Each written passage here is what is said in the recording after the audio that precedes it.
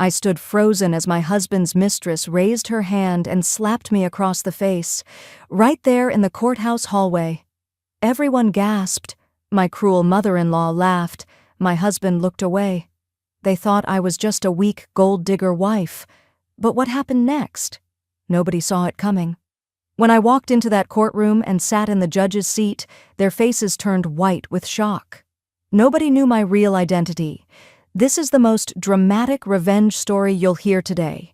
Stay until the very end, because the twists will blow your mind. If you love jaw-dropping justice stories, smash that like button and subscribe right now. Trust me, you don't want to miss a single second. My name is Magnolia, and this story begins not with betrayal, but with love. Real, pure, innocent love. I met Brandon in college, and from the first moment I saw him in that crowded library, I knew my life would never be the same. He wasn't like the other wealthy boys on campus who flaunted their money and privilege. Brandon was different. He was kind, humble, and had this beautiful way of making everyone around him feel seen and valued. We fell in love slowly, like autumn leaves drifting to the ground. Late-night study sessions turned into long walks under the stars. Coffee dates turned into dreams about our future.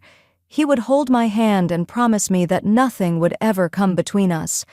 I believed him. God, how I believed him.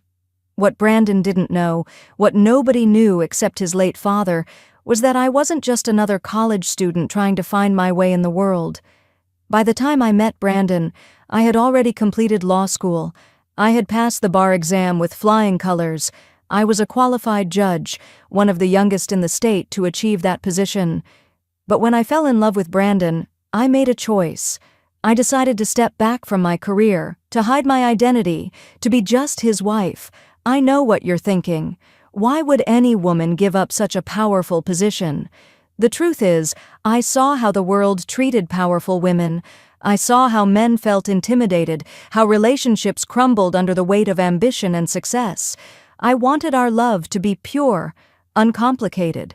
So I wore simple clothes, acted like a housewife, and let the world think I was just Brandon's pretty, quiet wife. Only his father knew the truth, and he promised to keep my secret. We got married in a small ceremony against his family's wishes. That should have been my first warning sign. Brandon's mother, Diane, despised me from the moment we met.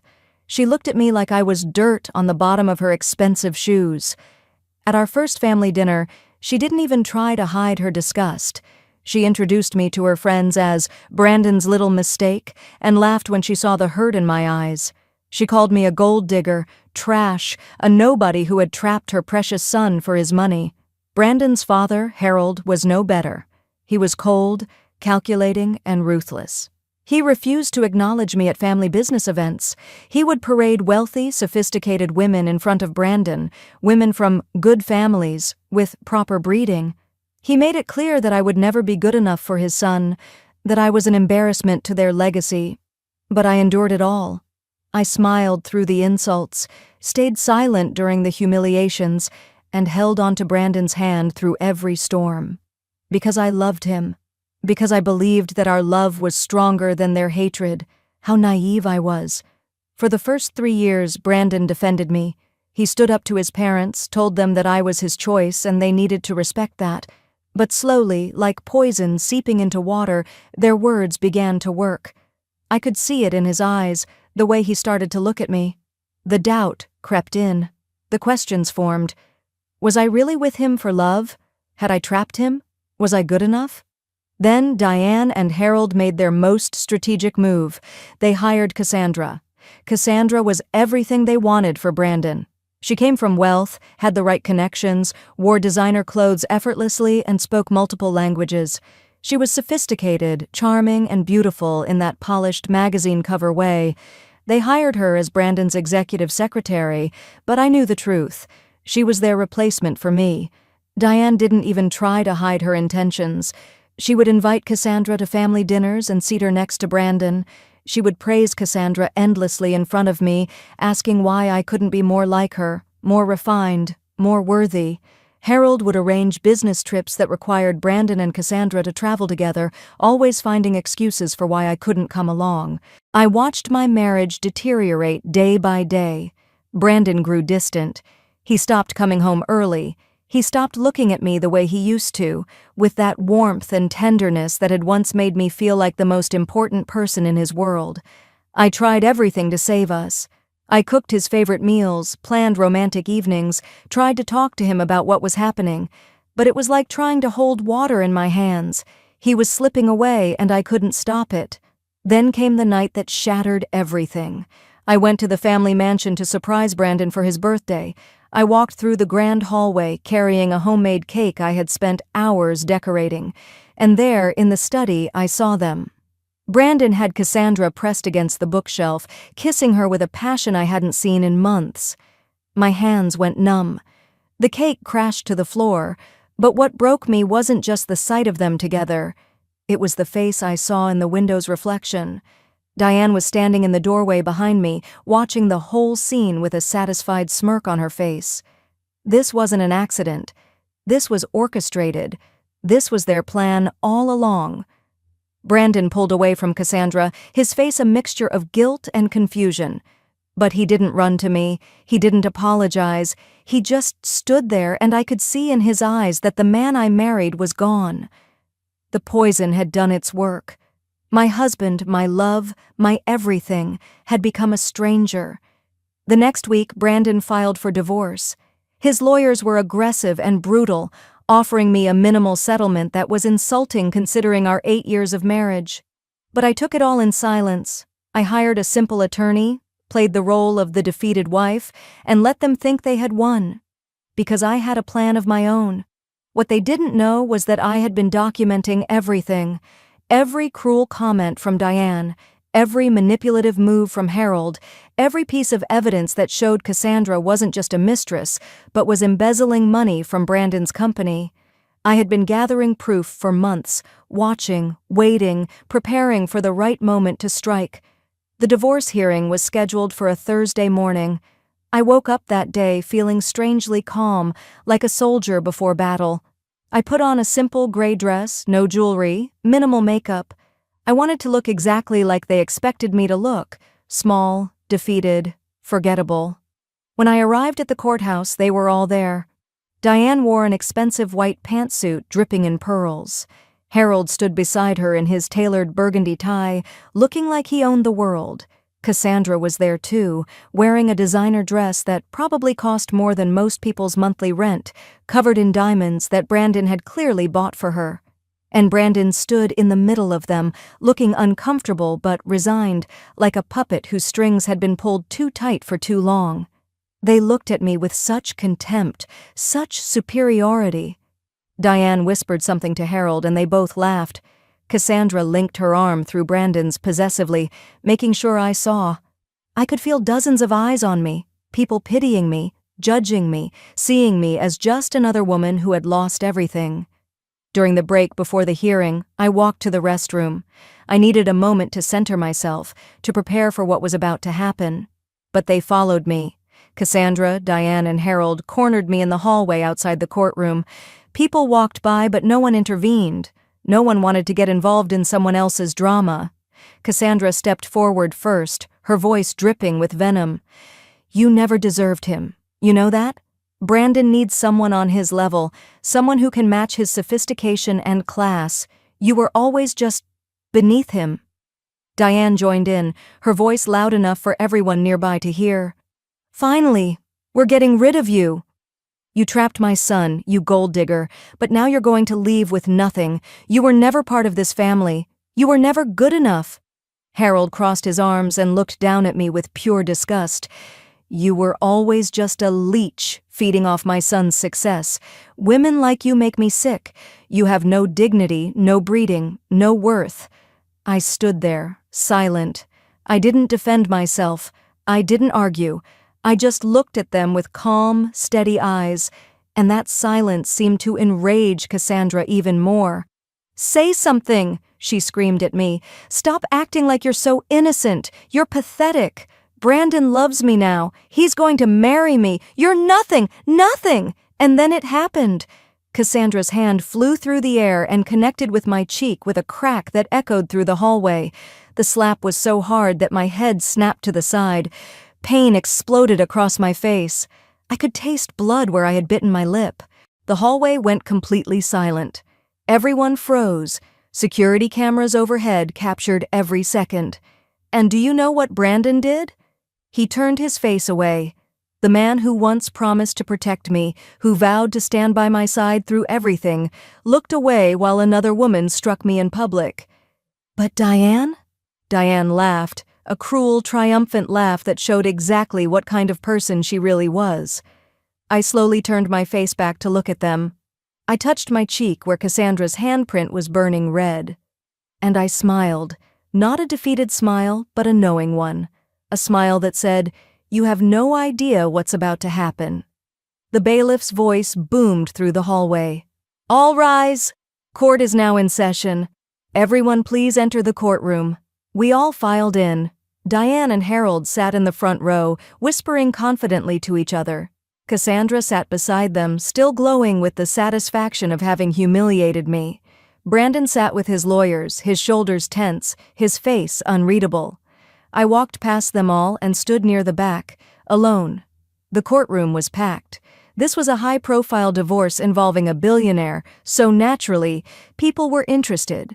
Reporters had somehow gotten wind of it. Everyone was waiting to see the humble wife lose everything. The bailiff called out again, "All rise for the honorable judge." Everyone stood.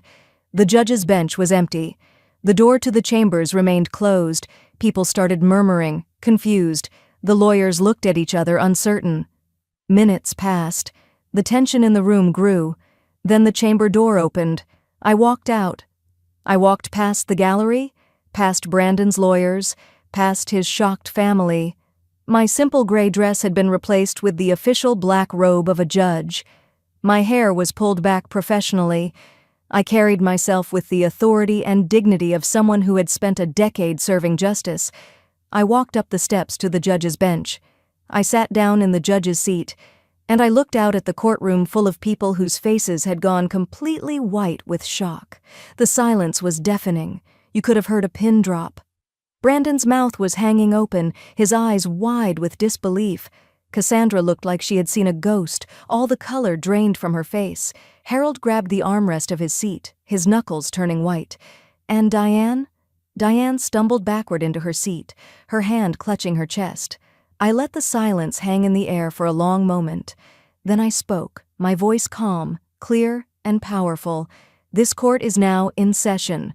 I am Judge Magnolia Hart, and I have been presiding over family court in this district for 10 years. Pandemonium erupted. Diane jumped to her feet. "This is impossible. This is illegal. She can't do this.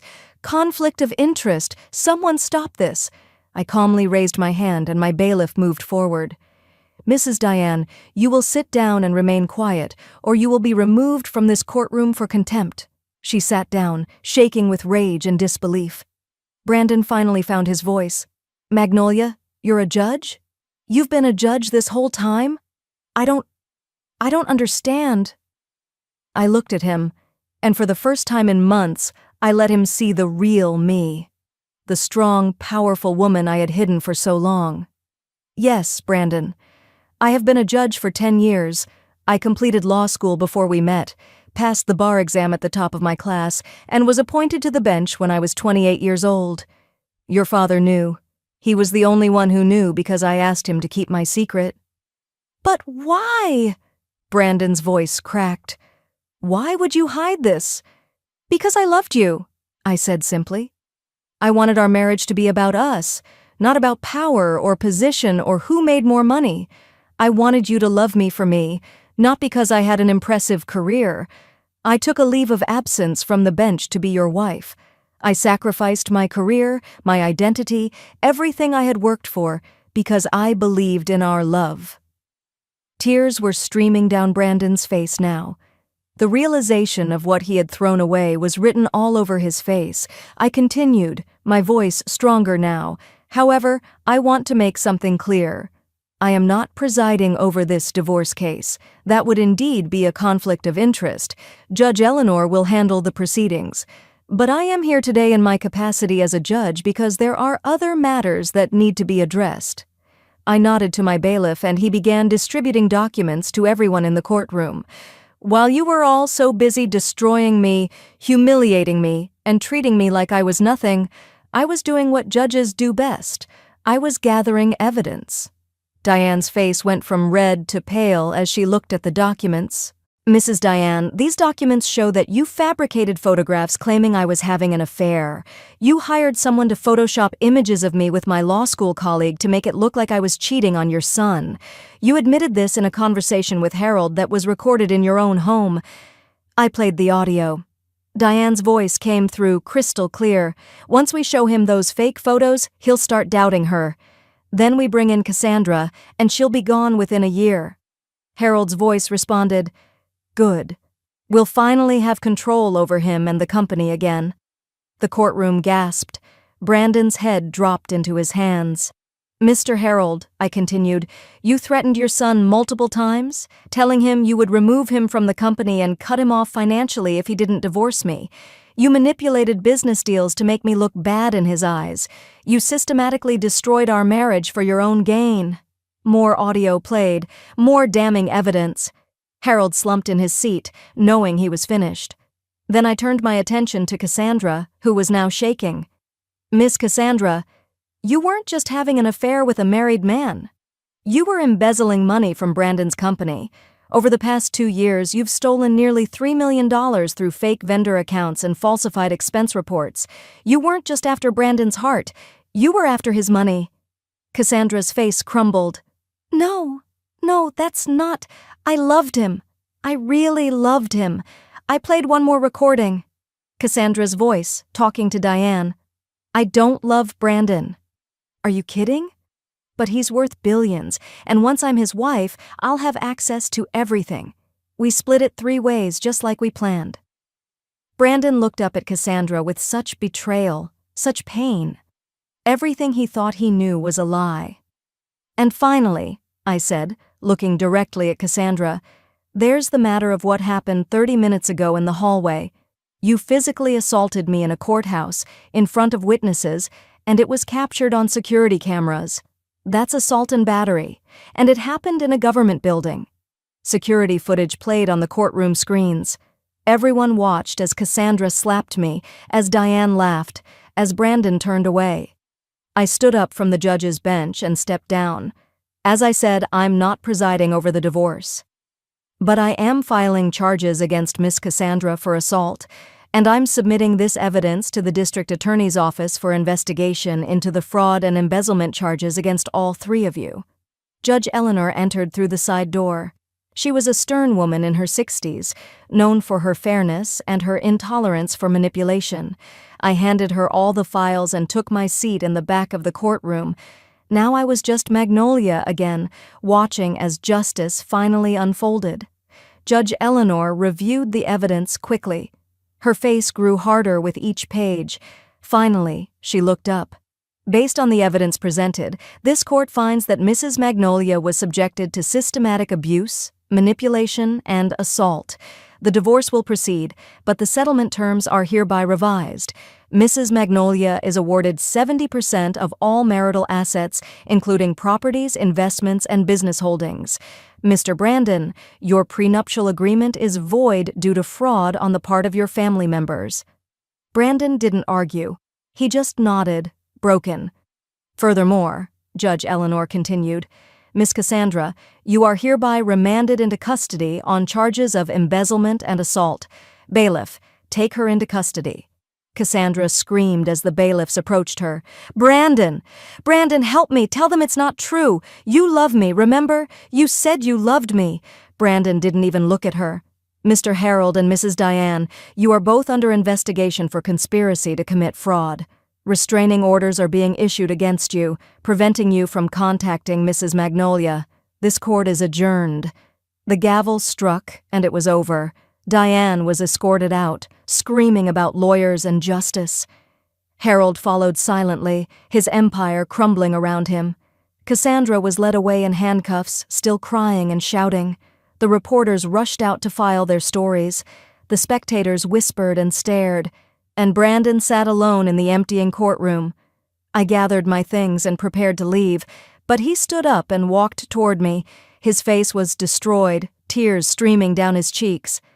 "Magnolia, I don't even know what to say. What have I done?"